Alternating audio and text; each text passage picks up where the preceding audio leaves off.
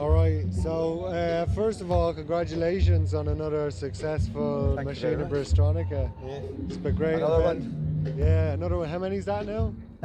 Well, actually, I always get mixed up with this because of COVID, so there was like, I think this is the fourth. This is number 4, yeah. Yeah, one in motion and then third one here. Amazing event as usual, but so I just wanted to ask, so you're one of the few people I think in the business that you've kind of done it. You've done it all, right? You've had a journey. A DJ, producer, and then the music shop, and then yeah. So, and then the festival. Do you want to give us a quick run through, just of the career? Of the carear, just like exactly okay, what within 5 seconds, 10 seconds. Yeah. So sound control was the start of the 90s, end of 90s. That's where I first met Jason.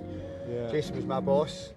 And we worked in sound control, selling synths and sort of Mac G3s and G4s and Pro Tools systems and Pro Tools interfaces and stuff. Went from there to that was sort of the changeover to electronic music. I was the sort of keyboard tech for some well-known Glasgow bands for a bit. Did that, and then went from there to signed to Clone. That was the sort of the start for everything. So Clone, Frustrated Funk, Delson, Bunker, sort of the Dutch labels sort of came from that, and then that gave me it was the days where you could still make money from underground electronic music, playing in a 200 capacity basement underneath an Indian restaurant, you know. Yeah. So it was, did that for 15 odd years, moved to Bristol, and started working on Elevator Sound, which is at the back of Idle Hands. So Idle Hands, when we came down here because my partner, she was a zoologist and she got a good job at Bristol Zoo, so she started running here. That brought me down here, and I was still doing my music full time, but it was on the sort of at the end of the career. The money's not coming in as much as it used to be, and to just try to work out the best way to what was my next move. And obviously the only thing I knew about was running nightclubs and selling music equipment from sound control. So yeah, went back of Idle Hands, did a little space and where we are now, but it was just a tiny little room. Yeah. Spoke to Jason, who was still, he hadn't started Signal at that point. He was still working for PM for Guitar, and then I was like, look, I want to start making up a music shop. Who do I speak to? And he was like, well, you should speak to Focusrite. I've got Focusrite, Innovation, KRK. They'd be a good one. And who was our one? In Music.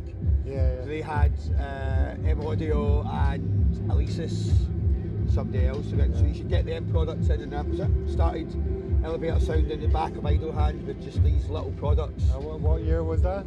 That was 11 years ago.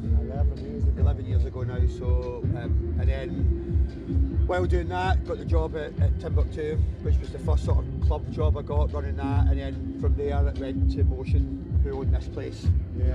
So I started Machina when I was at Motion, because I was the venue manager there. Yeah. So that was quite a big step. That's massively condensed into 10, 15 seconds. Yeah. So one thing that struck me was the crew from Elevator Sounds are all part of this and running, and everybody's got their own skill set. But that also affects the business. You know, trying to, you know, it's one of the things I'm aware of is the bigger this becomes, the bigger the shop becomes. You know, we're not just Bristol now, we've got Barcelona, so everything's getting bigger, but it's still just me, Ben and James. Well, obviously that's, you know, we've still got all the staff helping, but it's still my core team is my boys, Ben and James, you know, and trying to control all the beasts, spreads every day bigger. So, you know, I don't know when the point will become when Machina needs to have its own dedicated team with maybe the boys overlooking everything. You know, they know what it needs to run all this, you know.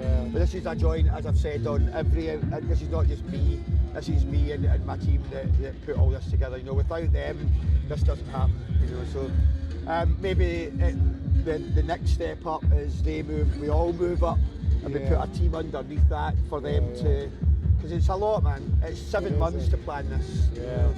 And it's, you know, you don't know when you're planning all these little cogs, and you only find out literally this weekend if they've all worked, because they all come together. Well, it seems from our perspective, it seems like it's gone pretty It's been smooth. good. Yeah, there's a couple of wee things that I've put on the post meeting for next week, but it's not stuff you'll see at the front end. Just little advancing things and just little budgety things that we need to fix and tighten up on. And so next year then you're moving venue. Maybe, right? yeah. There's chat also. This is all, as you can see, it's all very industrial about here, and this is core Bristol property here. Yeah. We're like 2 minutes from Temple Meads train station, which is the direct link to London. Yeah. This is all prime location for flats, the usual, you know. Yeah. So this is all getting developed into property here. So we've been told, Berlin. yeah. So we've got our eye we've got our eye stroke a pencil on a venue for next year. But we're still in discussion to what do we call it, to dot the I's and cross the T's and stuff. But we've got the next sort of warehousey event, which is bigger, more outdoor space. But I just need to sign it off before I let it out.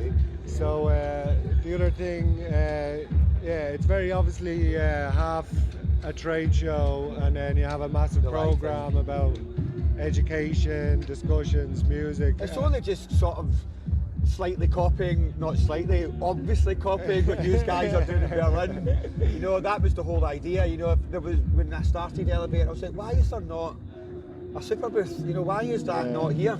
You know, you've got amazing little individual synth shows, but there was not any SuperBoothy type events. You know, and with my contacts between artists and music and brands, you know, through the shop, and having access to running these venues, it just made sense for me to put it all together. So and all the contacts and stuff that I've learned over all these years of everything that I've done has created this monster.